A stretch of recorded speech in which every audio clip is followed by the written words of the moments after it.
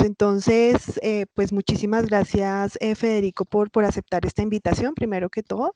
Y pues la idea es que nos compartas tu experiencia a partir de este diseño y desarrollo de esa sesión de modalidad combinada que realizaste en el marco de los pilotos que realizamos.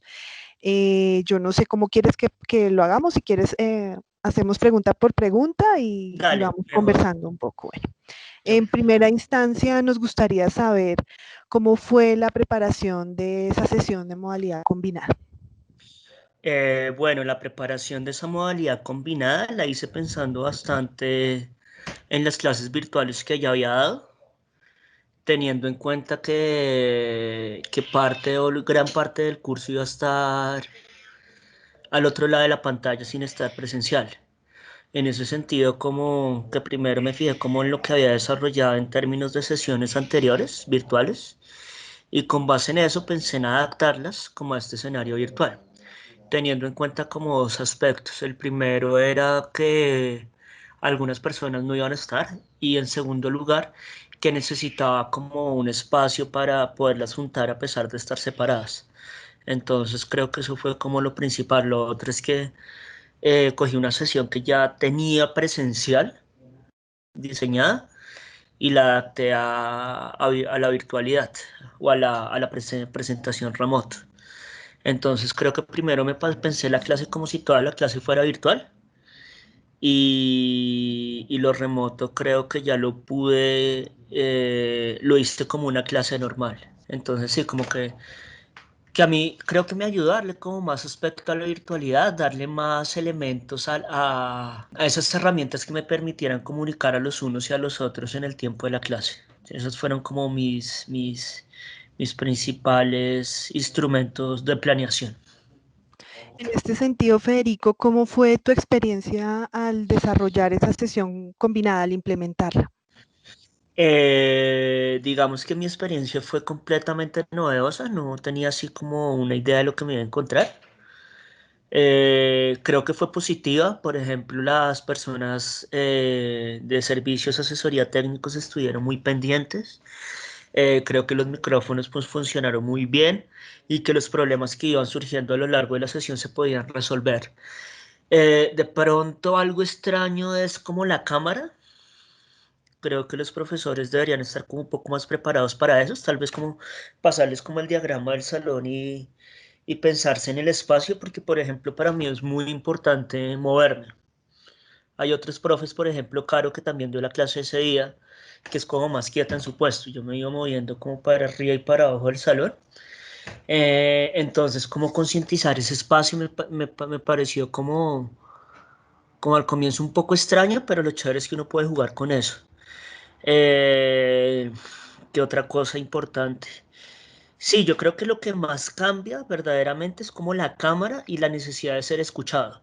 ¿Por qué? Porque generalmente lo que yo sentía es que las personas que estaban en clase estaban muy bueno, primero estaban muy animados, como por el hecho de volver, y en segundo lugar, uno puede comunicarse mucho más fácil con ellos con mecanismos tradicionales. Entonces creo que el verdadero reto fuerte, fuerte, fuerte, fuerte está en pensarse cómo hacer para integrar a estos virtuales, porque la propia dinámica de la clase como tal sirve para los que están dentro del salón. Y lo otro que no pudimos hacer ese día y que creo que es conveniente explorar y que todavía tengo como ciertas dudas, es cómo agenciar el trabajo en grupo, porque si bien con los que están presenciales es fácil interactuar, es fácil movilizar, es fácil como estar con ellos, ya en el trabajo en grupo todavía no lo tengo tan claro. Yo creo que también toca volver a recurrir a la virtualidad como para poder agenciar, dado que ellos no se pueden acercar ni hacer como todas esas dinámicas que antes hacían juntos, o si uno los organiza como a gritar. Entonces como que todavía tengo dudas respecto a uno cómo organizaría esa parte de manera remota.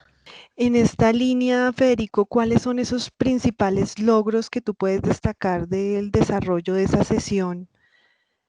Digamos que uno de los principales logros que yo vería es como que los estudiantes y uno se familiaricen con el espacio y con las herramientas. Creo que la curva de aprendizaje para el profesor yo pensaba que iba a ser más alta. Creo que en parte es empinada, pero no demasiado alta. Tal vez algo que sería muy importante para ayudar a reducir esa curva sería como un pequeño manual, porque los profesores nos trabamos con todos de cuáles son los micrófonos, cómo se activan los micrófonos, cómo se prende un micrófono y cómo se apaga otro micrófono, teniendo en cuenta que tal vez este muchacho o esta persona del DTIC no va a poder acompañar todos los salones. Entonces, tal vez como un instructivo para eso, entonces como familiarizarme con ese nuevo entorno fue muy positivo. Creo que también conocer como el esfuerzo pedagógico que hay detrás de la instalación de los diferentes dispositivos que hizo la universidad, creo que fue un logro bastante interesante. Te estoy hablando más como de logros institucionales y también como agenciar como todo el protocolo de entrada.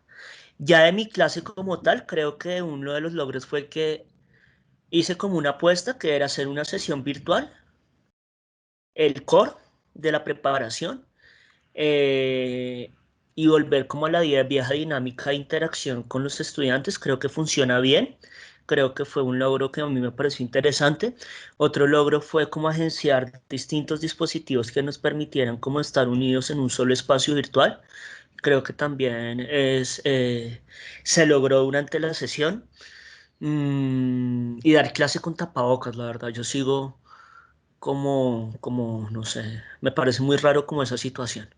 Entonces creo que eso también fue un logro, que se consiguió durante la sesión. Federico, después de haber vivido esta experiencia, ¿qué elementos identificas que pueden ser mejorados? Digamos que creo que uno de los errores que tuve en mi clase al no estar adaptado, más que mejorados, es como la interacción con lo virtual. O sea, es un error, pero no creo que sea como un error de negligencia, sino más bien como un error de aprendizaje, diría yo, y de adaptación, evolución como al nuevo contexto. Entonces, creo, no sé si les ha pasado, pero a mí lo que me pasó fue que cuando volví al salón de clases me sentí como volviendo a la vieja normalidad y en cierta manera como que siempre tenía que estar recordando que había gente que no estaba presente, especialmente, por ejemplo, cuando los estudiantes discuten. Y a mí me encanta cuando ellos se ponen a discutir y a fregar y a joder y a molestar. Entonces como que uno se envidia mucho en la discusión de ellos y se puede olvidar de los otros. Entonces creo que eso es algo que se debe mejorar bastante. También el uso del espacio creo que se puede mejorar. No sé si, digamos, y eso sí como que me perdonarán el atrevimiento, pero sí me gustaría sugerírselos. No sé si en tanto como imponer reglas formales de que el profesor no se pueda mover y demás, sino más bien de que sea consciente del espacio y cómo lo va a utilizar. Esto es que si se sale de la cámara, sea con un motivo y si se entra de la cámara, sea con otro. Más como poner como una zona o una valla, porque creo que eso, por ejemplo, a mí me cohibiría mucho, entonces no sé si funcionaría para todos. Otro aspecto a mejorar, yo creo que pensar el tapabocas. O sea, no en torno que se quiten y poner una malla de plástico porque me parece horrible, sino por ejemplo poder explorar cómo, qué diseños están utilizando otras universidades, si ya hay literatura sobre qué tipo de tapabocas funciona mejor, cómo desarrollar mucha más experticia respecto a eso, porque creo que es un aspecto que se puede modificar y se puede sofisticar, pensando tanto en la comodidad de los estudiantes como en la comodidad del profesor, como en la seguridad de ambos, que creo que por lo menos hasta que salga una vacuna, que eso se ve lejos, lejos, lejos, lejos, no vamos a poder prescindir de eso. ¿Qué otra cosa te podría comentar?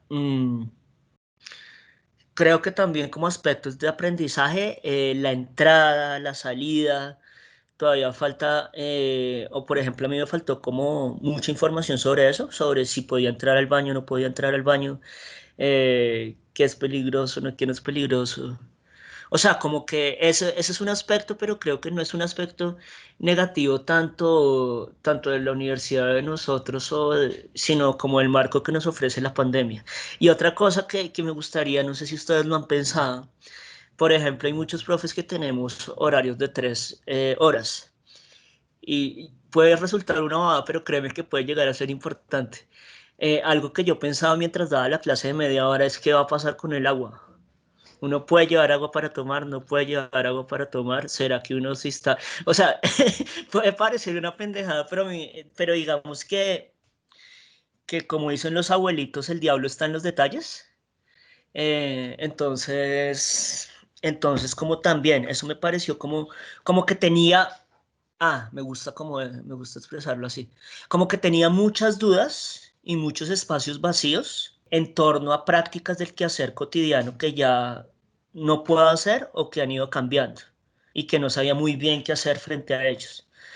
Y que creo que sí es conveniente como pensarnos, o sea, como sí pensarse como toda la parte de planeación, tecnología y demás, pero sí la cotidianidad del estar en clase y del estar en un espacio, eh, que había muchas cosas que todavía no tenía claras y que sí creo que son necesarias que entre todos como comunidad las pensemos.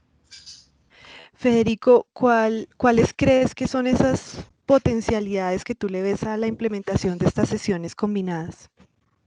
Mm, Primero que yo creo que nos hizo más conscientes a los profesores de todo el potencial que tienen las nuevas tecnologías. Eh, en segundo lugar, permitirle a los chicos como un ámbito de interacción académica y personal, como verse, como estar en otro espacio distinto a la virtualidad. A mí me parece que más que potencialidades tiene retos, muchos retos. Y es Y, más... y en esa línea Sí, va la siguiente pregunta. sí. ¿Cuáles crees que son esos principales retos a los que se enfrenta la universidad, a los que se enfrentan los profesores, los estudiantes que participan en estas sesiones combinadas? Bueno, el primero es el miedo. Digamos que hay muchos estudiantes que les da como miedo de venir, o demás. El segundo es no olvidarse de las personas que están en conexión.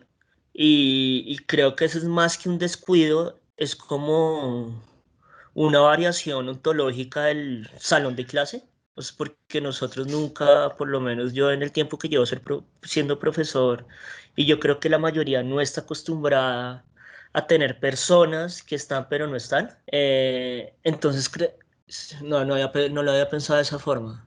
Creo que puede ser problemático verlo como un descuido y más bien como un cambio del ejercicio de la clase. Y, y me parece que es más fructífero verlo así porque supera más el ámbito solo del descuido, sino es la forma en que damos clase y la forma en que nos va a cambiar dar clase en ese sentido. Entonces creo que nos representa como una reconfiguración del espacio y de la forma en que entendemos la presencia de los estudiantes en un salón de clases. Lo otro es que también debemos pensar qué se puede hacer con el chat y qué se puede hacer con las intervenciones que no pasan por la voz de los estudiantes, sino por el chat. No sé si una pantalla detrás, no sé si un dispositivo para estar más pendiente de lo que los estudiantes escriben o qué específicamente podemos pensarnos eh, para darle como relevancia a esa comunicación que ellos establecen. Gracias, agradecemos la oportunidad que tenemos de conocer tu experiencia en este proceso de planeación e implementación de esa sesión en modalidad combinada. Los aprendizajes que nos compartes son muy importantes para apoyar el desarrollo de la modalidad en la universidad y pues para apoyar también a los profesores que van a iniciar en este proceso.